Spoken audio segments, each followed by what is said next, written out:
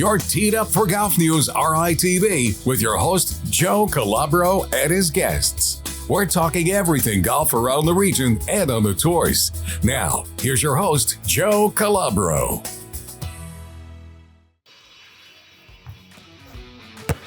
Welcome to GolfNewsRI TV. I'm Joe Calabro. Today, we're joined by somebody who has scored more than 1,500 career points in high school and had a game in which he hit 9 3-pointers. He's also inducted into one Hall of Fame already and is going to another, and that's Austin Cilley, one of the best stories in RI amateur golf.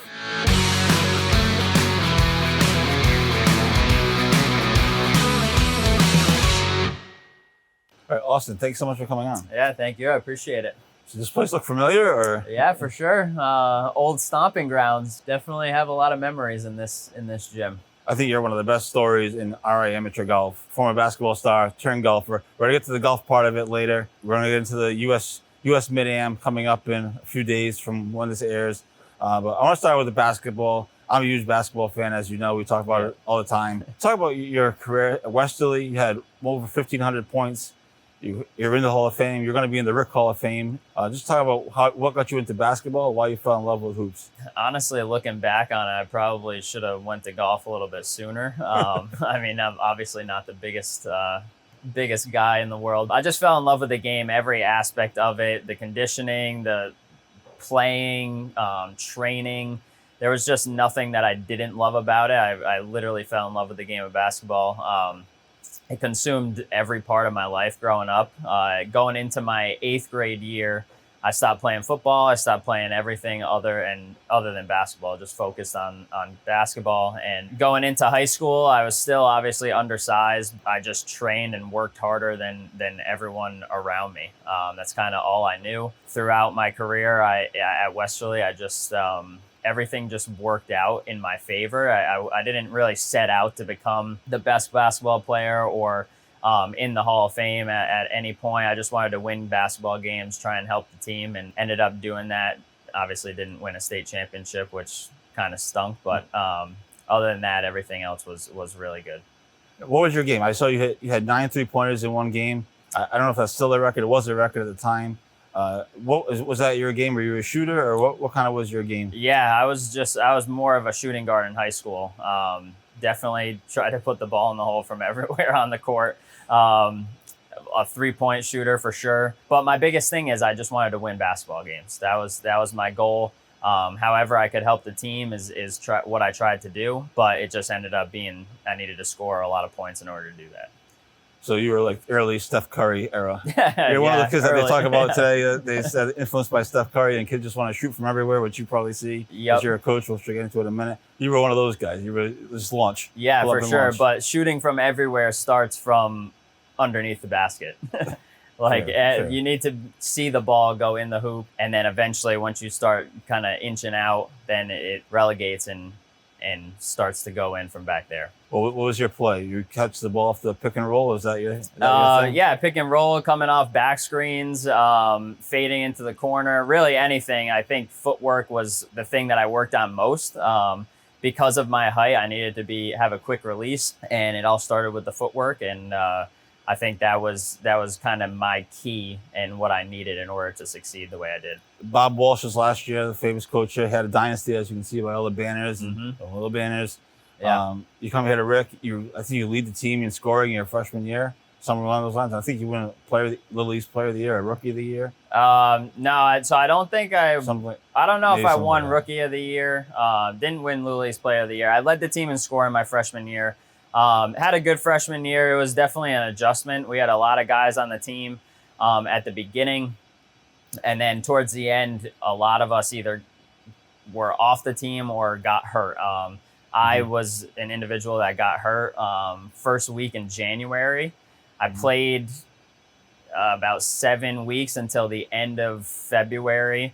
And then going into the Little East Championship, I actually went to the doctor and found out that I had broken a vertebrae in my back. So it was devastating. Obviously, we worked the whole year to get to up until that point to get to the championship game, and I had to shut it down. And but the year as a whole, it was it was pretty exhilarating, and we definitely had a good year and a good team. We'll get to the injury in a minute as you transition to golf. But just talk, what was it like playing under Bob Walsh? He's obviously hung a number of banners now. Rick Pitino's top assistant at St. John's. Any good Bob Walsh stories? That you can tell. He was tough. He was tough. He needed you to be at your best at all times. And he expected and set the tone to be a tough player, which I think that I was at the level that he expected. But yeah, it was all business. It was, obviously we had some fun times, but the goal was to win the Little East Championship, and that's what we did my freshman year. So I wouldn't trade it for the world. It was a great experience. I talked to Coach Walsh to this day. And yeah, I'm super, super excited and happy that I was able to come and play for him for a year. Pretty cool that he's working with Rick Pitino now. He's always seen him on the bench. Rick Pitino's giving him so much credit for drawing up plays or for film or whatever it might be. So it's pretty cool to see him on that level now, right? Yeah, he is a basketball mastermind. Every little thing, every nuance, some of the things that we practiced in practice, game time situations, different scenarios, like it definitely prepared us for when we got into the war against other teams and needed to come out on top. Real quick, and then we'll transition. What was it like coming from high school basketball to college? You see that all the time now in sports. Guys might struggle in any sport, whether it's basketball or even golf, which obviously is our focus point. But what was that like for you? Was it the game faster? Obviously, the guys were bigger, I'd imagine. But yeah, definitely games faster. Guys are bigger. I think the thing that it wasn't too much of a transition for me because the way that I prepared for the season, I think my work ethic was something that kind of catapulted me a little bit. But the game's obviously different. It's more like a job when you're in college, even at the Division III level. There's a lot of different things. Study hall comes into play. You got to keep your grades up.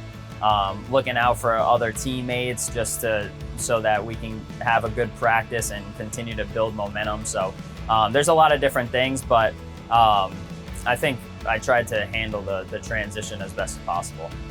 Speaking of transitions, Austin had a transition from the basketball court to the golf course because of an injury, and we'll make that transition with the next on GolfNewsRI TV. I'm Joe Calabro. Welcome back to GolfNewsRI TV. I'm Joe Calabro. Just want to take a minute to thank all of our sponsors and all of our followers and supporters for continuing to make GolfNewsRI TV possible. We're on episode 15, and a couple more left in this season, and looking to do some more great content. So thank you to everybody again for making this possible. We just came off the basketball court, making the smooth transition to the golf course, just like Austin did. You hinted at it when we were on the court. Well, first of all, thank you again for joining us. Yeah, thank you. Taking time out of your busy schedule. You talked about it a little bit when we were at Rick. Talk about the injury a little bit, and then the transition to golf. Yeah, so my freshman year, about a week before our conference championship, I went to the doctor. I was having some numbness and tingling in my legs. Ended up getting an x-ray and found that my L5 vertebrae was cracked on both sides. So I was shut down. Obviously you don't want to deal with any nerve damage at all. So tried to do rehab for a year and get back on the court, but it just didn't happen for me. I had surgery the following January of 2015, and then that was kind of a low point in my life. It was the first time I wasn't competing in anything for an extensive amount of time. So 2 weeks before starting back up at Rick, I emailed the golf coach, Coach Gamble, and he said, yeah, just come out, and here I am. So when you transitioned to golf, had you played golf before, or were you at a certain level, or were you just kind of starting, maybe not from scratch, but you're kind of starting from the beginning? Yeah, so I played in high school on the high school team for, a month and a half, 2 months a year. But then I would always come up to Providence and have AAU practice. It was obviously AAU season at that time in the spring. So, and then I played in maybe 1 or 2 junior events just on a whim. And then I would go out every once in a while and play with my dad, but never really put any time or effort into it. It was just something that I was kind of naturally good at. I just kind of was able to hit the ball. And then after not having basketball in my life, I just kind of turned to it and tried to give it a shot, and then started to see the progress I was making and wanted to continue the momentum. And it's gotten me to where I am today. When you first started, was it just something more so to fill a competitive void in you, more so than, actually, I mean, now you're at a high level, of course, but at that time, was that just something to fill the competitive void? Yeah, initially it was just to fill the competitive void. And then that little like light just started to catch a flame. And like I said, I just continued to work at it, continued to, I won a couple times in college. And then now playing in the RIGA, I played some CSGA events, had some good finishes, never really got it done. And then last October, finally got it done in the RIGA, and had some success this summer so far too. Yeah, you won the Burke Memorial Tournament, your first statewide win, and a playoff over our buddy John Pannone. Yep. Talk about how important, because you've had some close calls, you've played well in events, like you said. How important was that to give you some confidence? They always say, like, sometimes in golf, you always hear it on the tours. Tommy Fleetwood was kind of just maybe an example of it. Yeah. Where sometimes all it takes is that one break or that one win to kind of take you to the next level. How big was that win for you? Yeah, I mean, I had a couple close calls. I probably had in the last 8 years, like multiple, six like, runner-ups. Losses, right? Yeah, a couple like playoff losses. But to finally get it done, it definitely does get you over the hump. And just for your confidence, like winning breeds winning, right? So you win once, and then it just kind of continues. And then this summer, carrying it into this summer, like I was medalist at the Rhode Island Am, which was a great step in the right direction. Mm-hmm. And then now qualifying for the U.S. Mid-Am. So it's been good. Yeah, you're on a great run. Do you ever, one more thing about basketball, as you now are an elite golfer, do you ever have, like, what if? Do you ever think about, like, what if? Like, what if the back injury didn't happen? Maybe where you could have been? Yeah. What if the back injury didn't happen? What if I started to play golf sooner? I mean, sure. You go what if the other way, too. Yeah, it's hand in hand. Like, I always think about it, but all the experiences that led up to this point make me who I am. So I wouldn't trade it for anything. It's something that I am very fortunate to have gone through and learned through, and I wouldn't trade it for the world. You mentioned you qualified for the Mid-Am, which is coming up in just a few days from when this episode is going to air.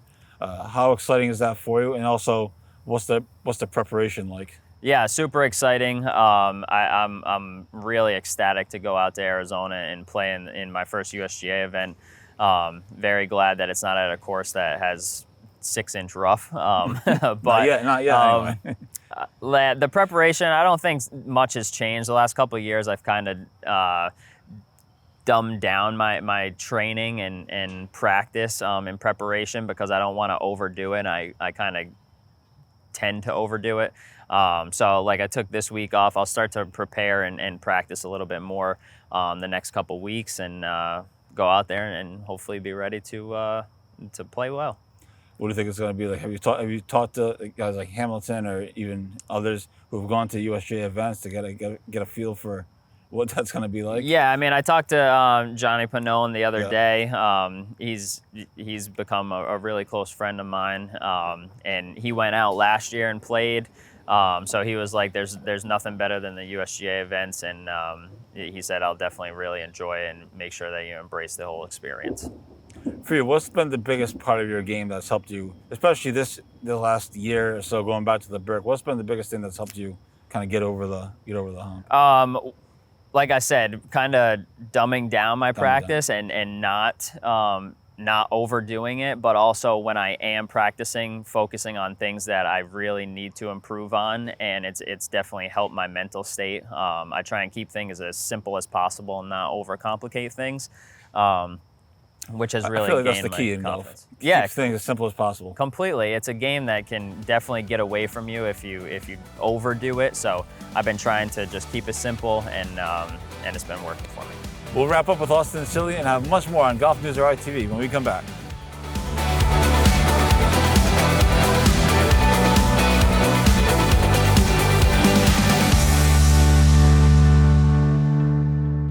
Welcome back to GolfNewsRI TV. I'm Joe Calabro, co-founder and CEO of GolfNewsRI. Thank you all again for tuning in.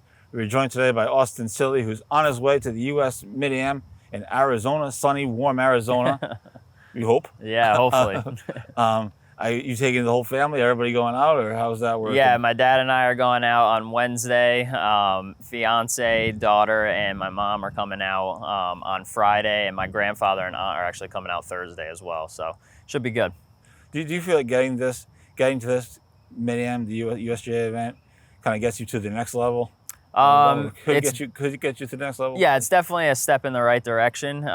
Like I said, it's always about momentum and trying to carry the momentum that you've gained. It takes a lot to even get that footing. So definitely a step in the right direction. You started basketball and now we're on golf, but you haven't left basketball completely. You're an assistant coach at Westerly High School. Excuse me. Yeah. Just talk about what that's like to get back involved in the game when you thought.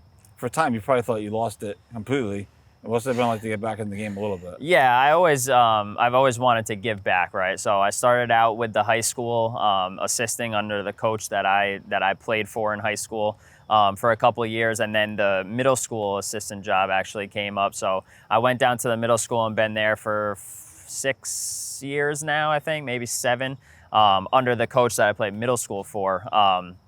But it's just great leaving that impact and trying to be a positive influence in the middle schoolers. I mean, they're 12 to 14 years old, but you can leave an everlasting impact with them. And now seeing them grow up throughout high school, and now they're going into college, some of the kids that I first started coaching, it's awesome. I'm always there for them, but always wishing for them to really flourish in their lives.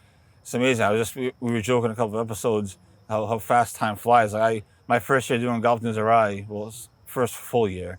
My first high school golf season covering it was Max Jackson's freshman year at LaSalle, Yeah. And now he's a sophomore at Rutgers. Right. It was Harry Dessel's sophomore year at Moses Brown. Now he's a junior at Lafayette. So we were joking however many episodes ago it was. Like boy, you want to feel old real quick. Yep, I know. It goes by That's super been fast. 6 years. Right. Yeah, it goes by super fast. What do you see with the kids when you're coaching them? Are they all shooting like Steph Curry, like you tried to do, or do you tell them not to do that, even though you did that? Yeah, I try and instill really good habits in them because the fundamentals is what they're going to carry down the line, right? So work on the fundamentals, especially in the middle school arena. So just try and preach the fundamentals and really get them into good habits.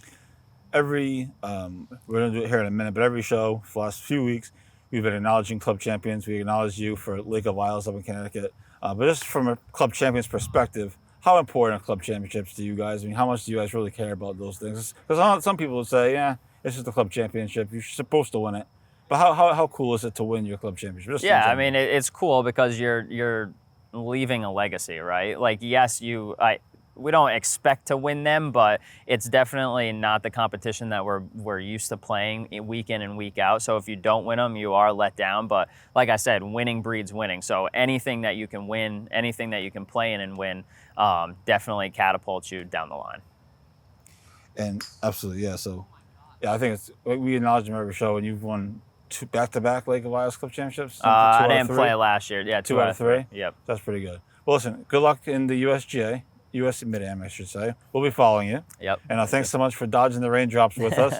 And we'll be following you for sure, obviously, as you know. But thank you so much for coming on. Thank you very much. I appreciate it. That's Austin Cilley. Before we wrap up, I want to do a quick shout out to Darren Carenti, who just won the Rhode Island Senior Amateur, actually right here at Triggs a week ago or so when this airs. He won in a 6-hole playoff, crazy.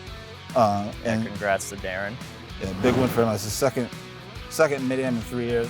I'm trying to get and now we'll do the club champions. The rain getting on the phone. Real quick, I want to acknowledge Tim McGovern, who won the Triggs Club Championship. Brad Valoy, his second club championship of the summer at TPC Boston. Jake Rosen won the Warwick Country Club Championship. Megan Allman won the Warwick Ladies Club Championship. And Raj Maman won his 4th straight Warwick Boys Junior Club Championship. So congrats to all of them. Thanks again to Austin Cilley for coming on. This has been GolfNewsRI TV. We'll talk to you next time. Bye.